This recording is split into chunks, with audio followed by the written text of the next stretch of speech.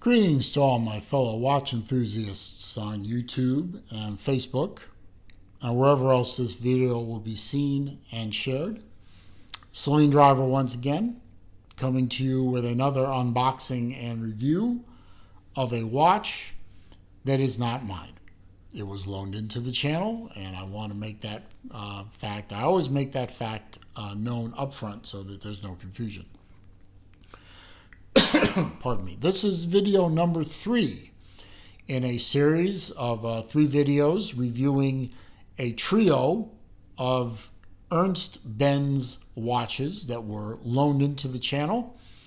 I want to again thank Kevin from Wrong Time Watch, Bobby Legs from the Bobby Legs channel, and Chris from the Watch Lounge for putting me in contact with Ernst Benz and one of their reps there to get these watches in to me so that I could have the privilege of reviewing these watches. It's a brand I had heard of many times, never had the opportunity to experience one of these watches in person, and here I am able to experience 3 of them. Today we're going to review, these are all Chronolunars. They're all from the Chronolunar series from Ernst Benz. And today we're going to review one of the examples of their biggest of the series. This one here. This is the Chronolunar GC 10311.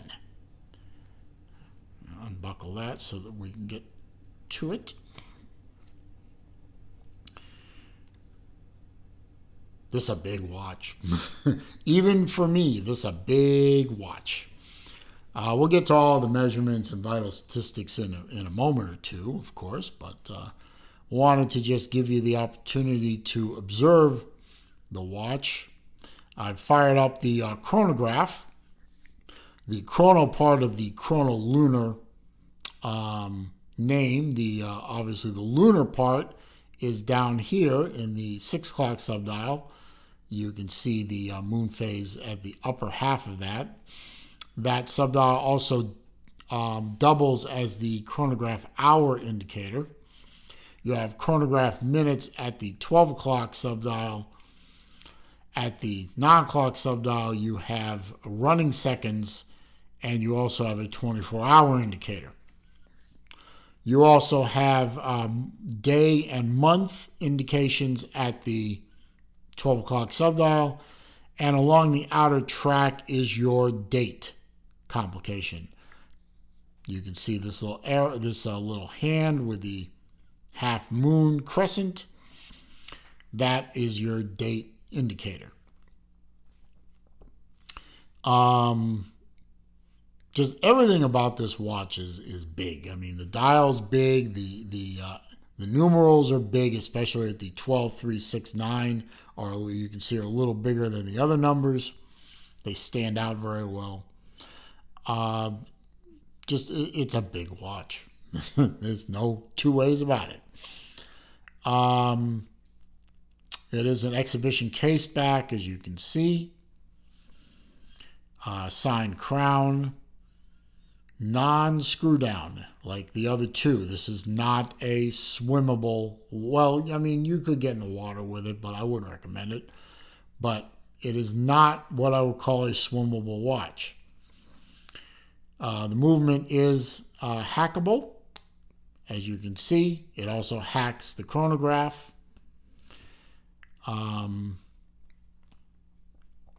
I love the vintage style of the watch. I love the piston style pushers. The upper one, of course, starts and stops the chronograph. You can see there's no jump. I should have pointed that out in the other 2 videos. This thing is using a vertical clutch, which means that there's no jump to the start-stop of the minutes of the second hand.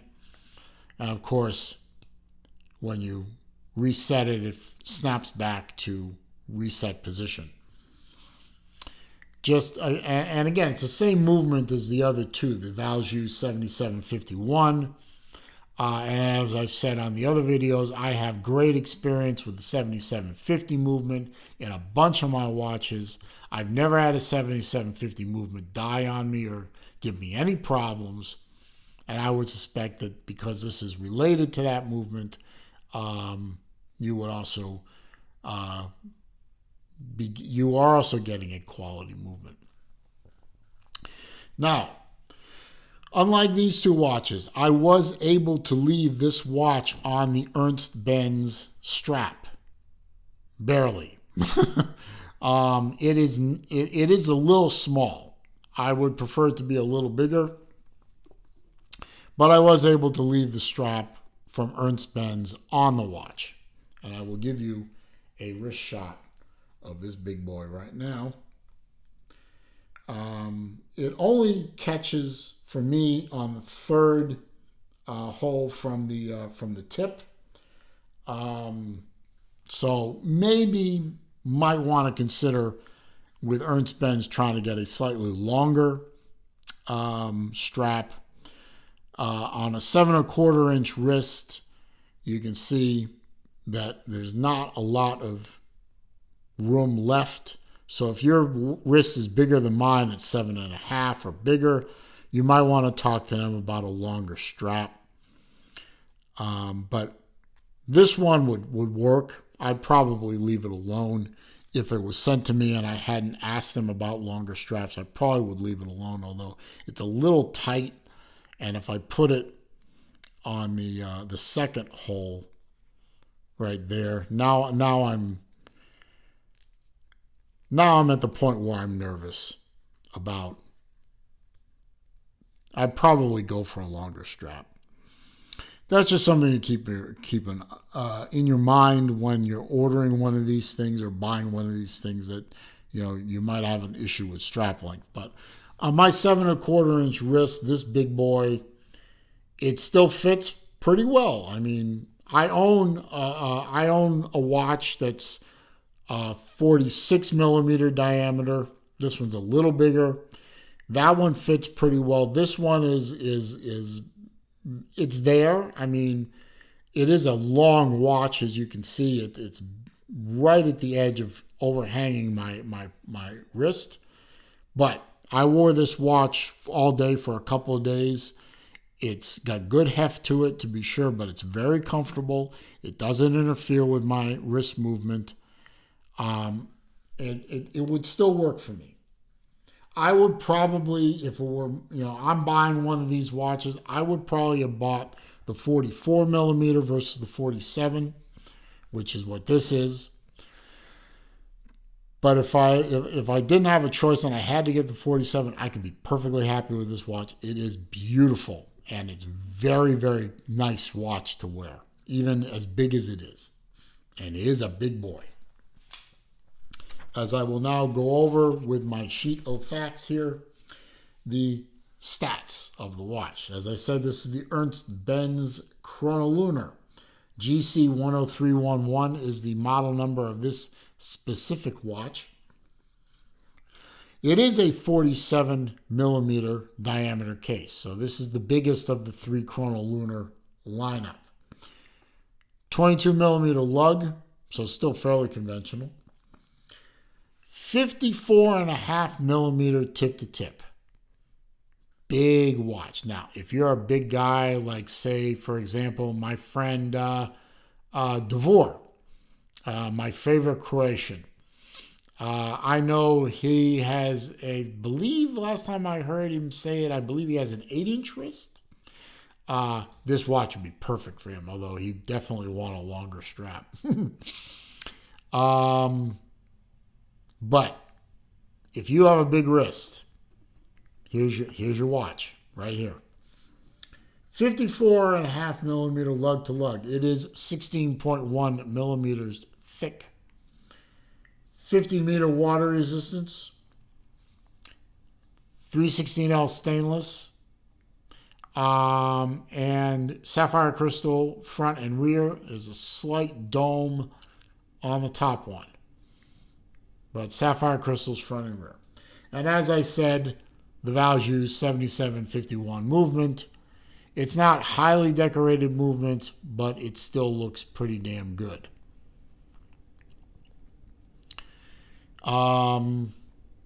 I believe this watch retails at $6,225 US. That is, of course, the price is a snapshot in time. The price can and probably will change. It could go up, could go down. It depends on what's going on out there in the world. But at the time I'm making this video, the list price is $6,225 US dollars. Beautiful watch. Fantastic level of polish. Fit and finish on this watch is superb. It's very accurate. I haven't had to reset any of these watches, really. I've had these watches for over a week. I haven't had to play with them at all in terms of resetting them to correct time. They've been keeping excellent time. And as I said, it's a very comfortable watch to wear. I wore this multiple days in a row all day. It felt fine. It worked beautifully. It's easy to read at a glance. The detailing on this watch is beautiful.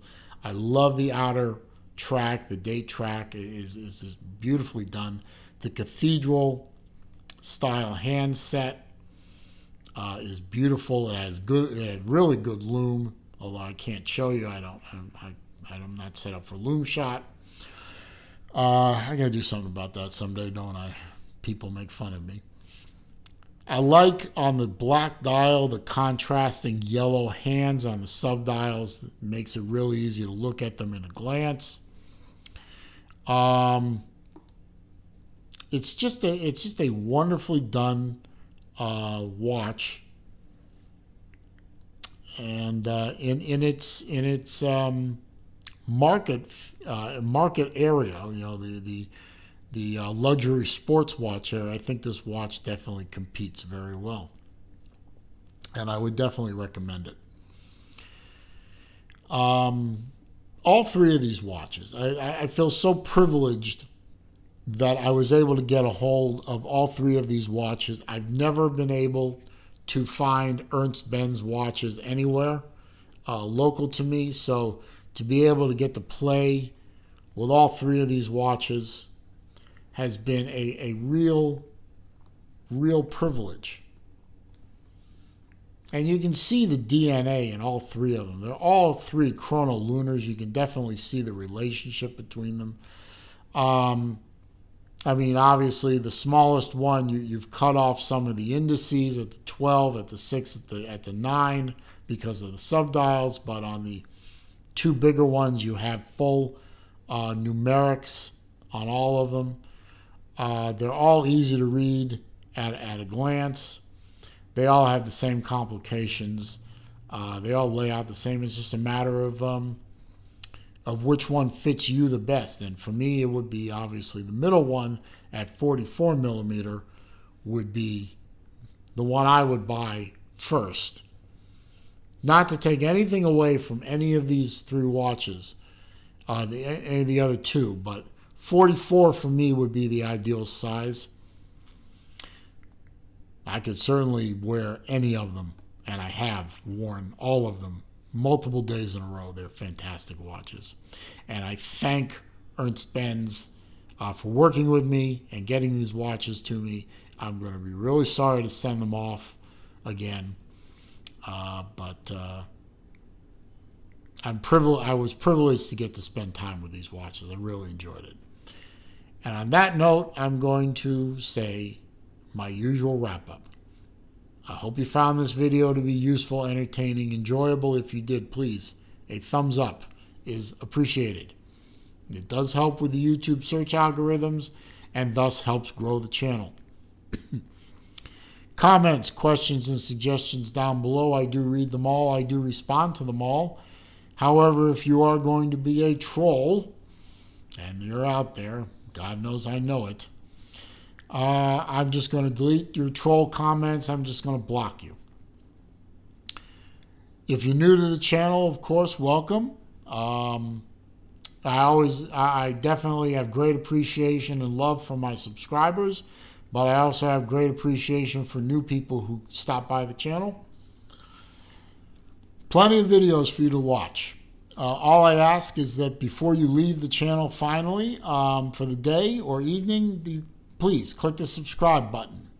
And when you do, click the bell icon so that when I upload new content to the channel, you are alerted to that fact. Or when I do live streams, which I do every Wednesday afternoon at 3 p.m. Eastern Time, or when time and opportunity avail themselves to me at other times during the week, you will be alerted to those live streams, and you can stop by. Meanwhile, it's still a crazy old world out there. Doesn't look like that's going to change anytime soon. So be safe, be careful, be well.